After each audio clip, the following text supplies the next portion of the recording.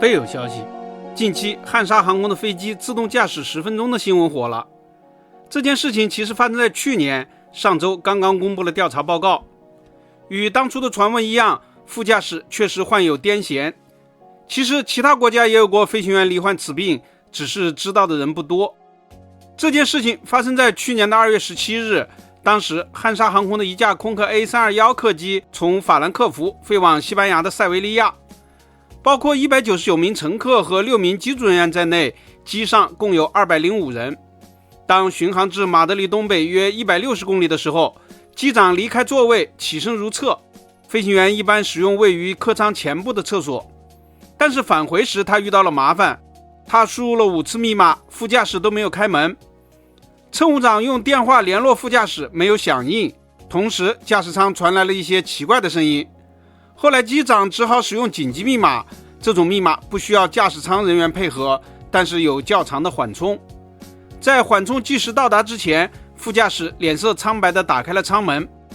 乘务人员立即寻找医生帮助副驾驶，当时怀疑他是心脏病突发，紧急备降在了马德里。现在根据报道，这名副驾驶所患疾病应该是神经性癫痫，也就是羊角风。羊角风在发病时会抽搐并失去意识，但数分钟之后可以逐渐复原。有报道说，副驾驶发病期间还触碰到了一些操控按钮，但幸好没有解除自动驾驶。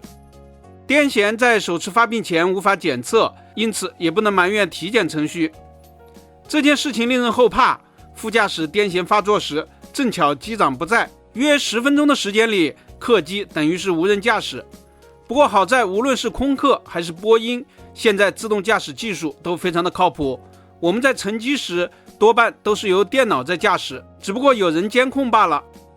这件事情也带来了很多讨论，比如说究竟应该是人脑高于电脑，还是电脑高于人脑？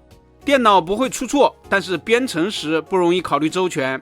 波音737 MAX 就是因为仰角传感器故障自动俯冲了。人脑肯定是比电脑灵活，然而出现自杀式空难的时候无法防范等等。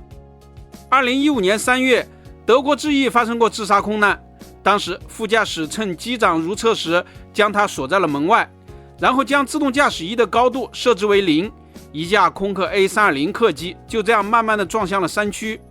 但就本次汉莎的 A321 事故而言，明显是副驾驶病了。调查报告认为他发病，苍鹰记录仪也录到了他发病时的声音。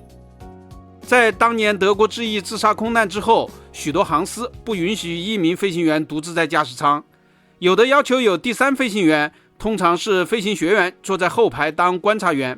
当没有第3飞行员的时候，乘务长在必要时应该进入驾驶舱值守。但是一人不在时，另一人失能的情况毕竟非常的罕见，有些航司为了成本考量没有采取措施，这也是符合法规的。总体来说，飞行还是很安全的，大家不必担心。本期咱们就聊到这里，下期见。